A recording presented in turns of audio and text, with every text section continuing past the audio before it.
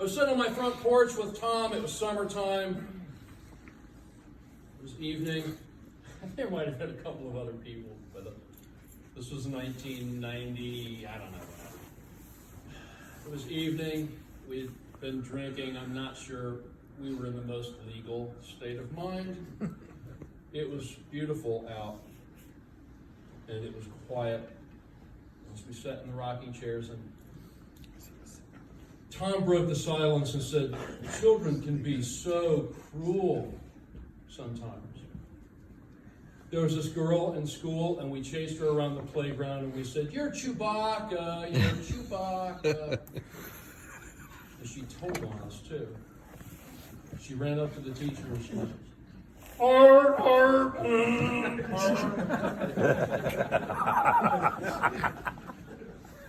He was so hilariously funny.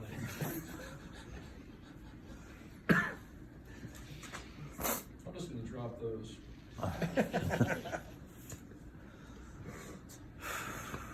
I was 10 years old when I met, Tom was 10 when I met him. I was 13. I'm 53 now. I had 40 years of real estate with my friend of a lifetime, Tom Spurgeon. This particular photo is Mr. Jeff Petro on the end. That's me in the middle. By the way, Jeff's with us here this evening, and to whom I owe a thank you for this very photograph. Tom has to be somewhere around 12 here.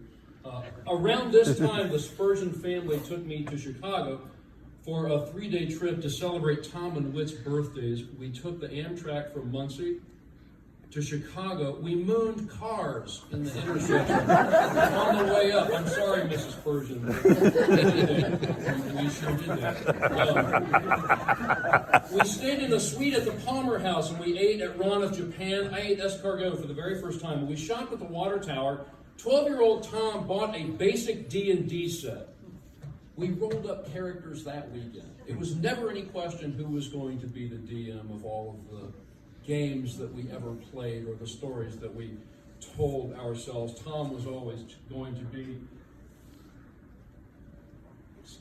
that person. And just like Rob said, I have 10,000 stories you are not going to hear this evening. This is Arafast Weird and the Quadraphonic Mutants. We spent hundreds of hours making up stories with these and so many other characters. Tom was always a genius to me. Always. Through all of our lives.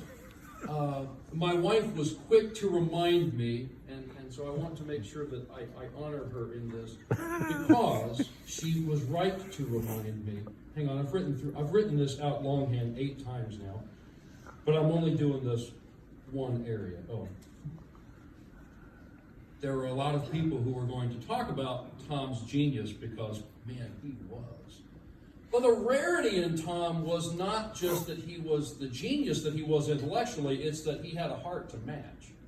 As big as Tom's head was, Tom's heart was that big. That's a rare thing in a person. I've never met his like in any other person. He was obnoxiously generous with his kindness. He was one of the most integrous people I've ever known. He was deeply loyal. Now that's enough of my wife's stuff. I said, he had such a heart. The 4th slide, let's just move on.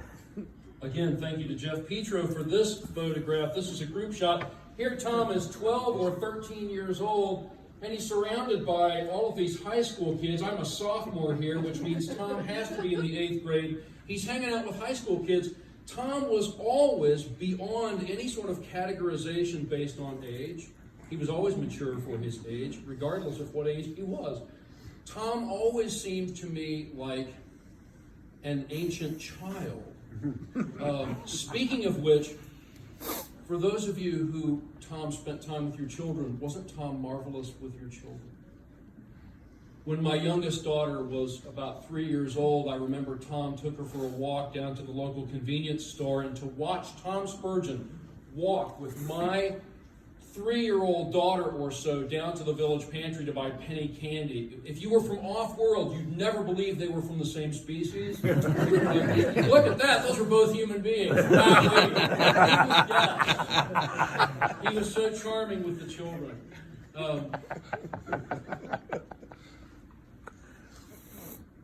Even as a man, connection to childlike glee was never very far away for Tom. We stayed children through our 40 years of friendship, even as we became men and did the things that men do. Laughter and being children was always there. I don't know how many of you did illegal things with Tom.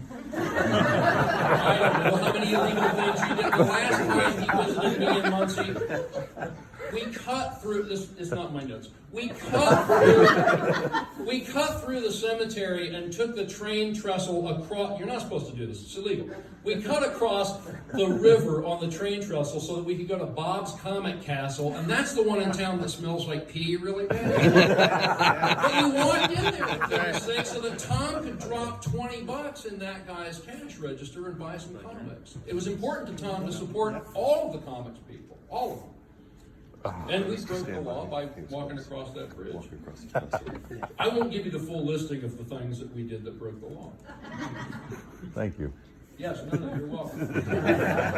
Books, art, ideas, shows, plays, history, so many of these things that have shaped me. I've been shaped by these things because of my friendship with these very men. Whit and Tom. I was Whit's friend first, but because Tom and Whit were so close, being friends with Whit was to immediately be friends with Tom. The contributions into my life that Tom made are countless. And I knew from early, Tom understood the structure of ideas and how things function in a surprising way. And I don't want this to sound trite, but Tom understood lines. I know there's a comics easy thing to see there, but that's not what I mean. That's an easy thing to see.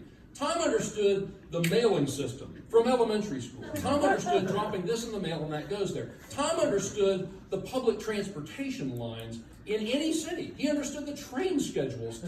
In a family that understood these things, but Tom was adept at them. He sent me a copy of the New York Public Library desk reference once. I still have it.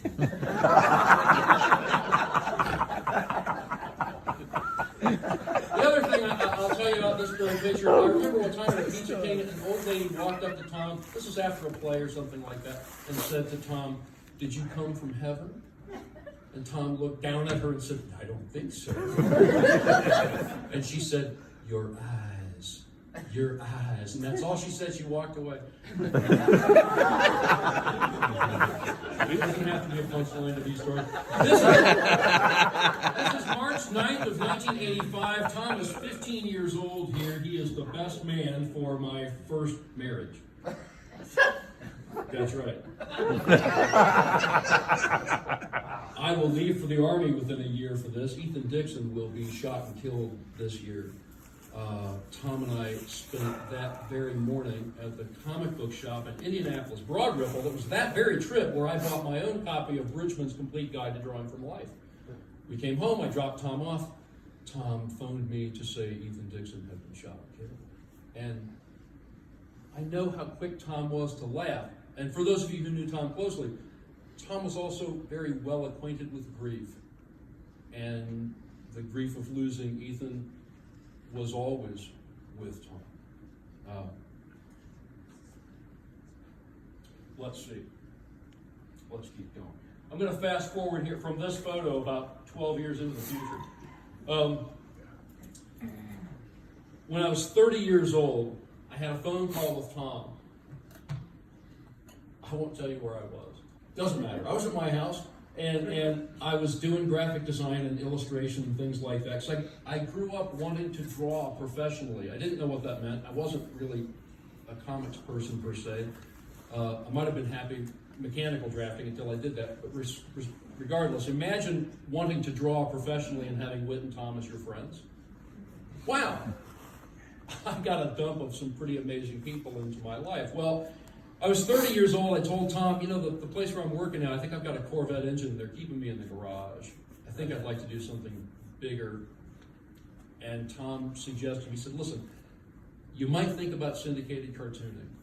I think you could do it. But he was blunt. He said, but you're going to have to learn how to write. Thanks for saying that. Well, he wasn't wrong.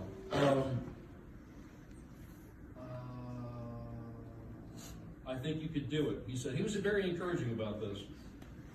So within 3 years, that phone conversation was the other direction. I called Tom to ask if he would consider writing the strip with me. I was already discussing jokes and character psychology and cast structure on a regular basis with Tom, and I knew that the work would be stronger with his regular involvement. I love the line here that Tom Spurgeon writes for Bobo's Progress. He was born in Indiana, educated in Virginia, Illinois, and currently resides in Seattle, Washington. He has worked in comics since 1994. He has never been married, and his mother is not amused. Tom wrote that of himself. I love that Tom wrote that of himself. Yeah. Back cover. Tom visited a lot through our adult life. Tom was at my house writing with me the morning of 9/11. I learned an awful lot from him, especially mechanisms and structures for telling jokes. 2 of those I want to pass along to you here this evening. Not yet, but soon. I remember Tom read the Lord of the Rings trilogy in the 4th grade over a long weekend at the lake house. I read them in high school and had to ask him questions about them. Okay? Tom said all the guys that we gamed with, they all either wanted to write like Tolkien or draw like the brothers Hildebrand. All of them. He said it was one of the great things about fantasy gaming and role-playing games in general, that it seemed to bring people's creative sides right to the front. And I love that Tom was thinking that way. Even as a young person, Tom was thinking that way.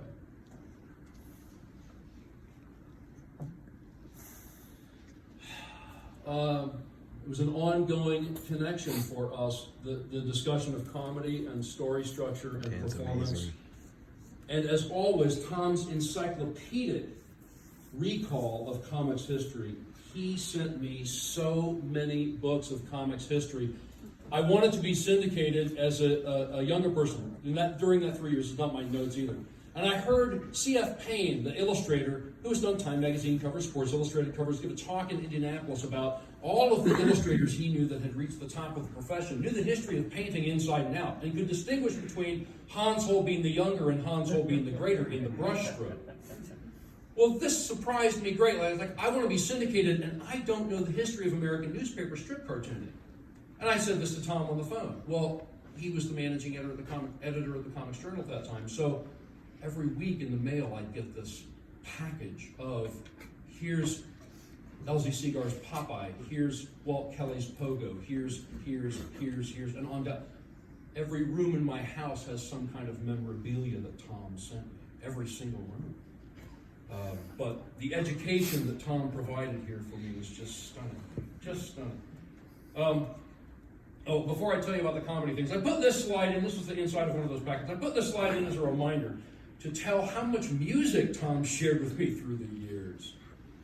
Tom was so wide-ranging, not only in his reading, but also in his music. By the way, Tom's very favorite T-Rex song was Metal Guru. I don't know what you're going to do with that, but there it is. We were at the lake house when I watercolored this and inked this, and I remember that was the very weekend that Tom shared with me the work of Ted Hawkins for the very first time. And there's a song that the very first song Tom played for me was a song called Sorry You're Sick. And if you've never heard the song, the man's woman is very ill, and he is solving her problem by going to the liquor store.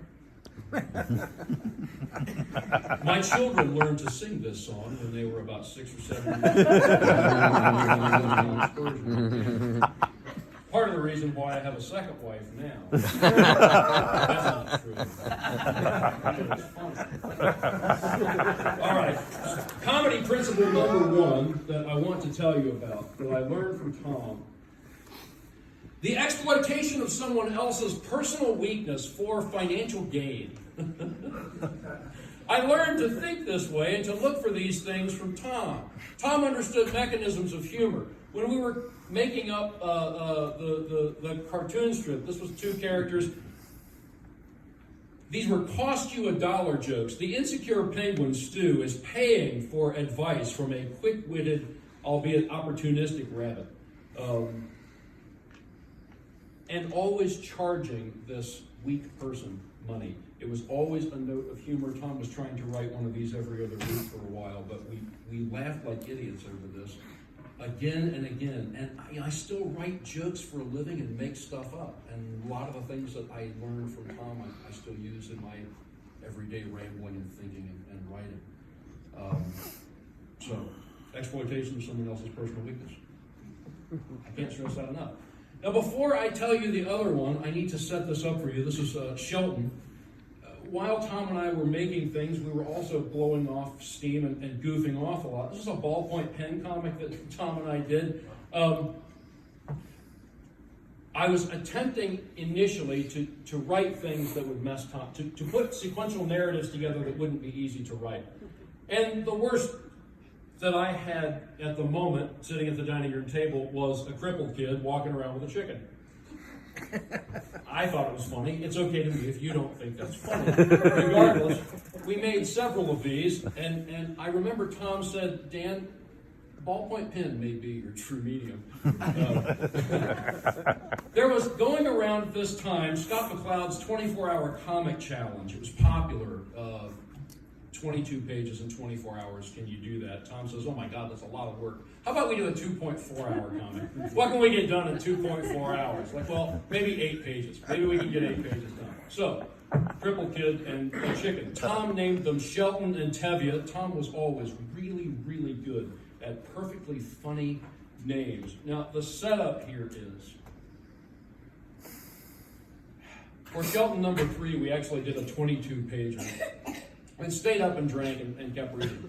The crippled kid has fallen through the ceiling and is on the floor, perhaps dead. The chicken is going to go do whatever the chicken is going to go do. And I've drawn several panels of the chicken walking along. I remember Tom sitting there next to me as I'm like, what is Tom going to write for this internal dialogue of this chicken while his best friend is laying there, maybe dead on the floor. And Tom turns to me and says, what are the lyrics to Girl from Ipanema? I don't know. At that time, I didn't know. I know now, and I almost brought my guitar and set it on the stage just to freak everybody out because, oh my God, he's not going to play guitar. Anyway, we went something else. We went to this Try to Remember That Time in September when you were young and oh so mellow. But in Tom's mind, the idea of glacial calm instead of panicked crisis while your friend is laying there on the floor. Tom's place of glacial calm in that moment for the chicken was the girl from Ipanema. And I'm not quite dining out on that story anymore, but it still amuses me. This hangs in my kitchen. Tom has a framed one of these somewhere in his, or he doesn't anymore, I don't know. Let me find my notes again, please. Thank you so much for indulging me.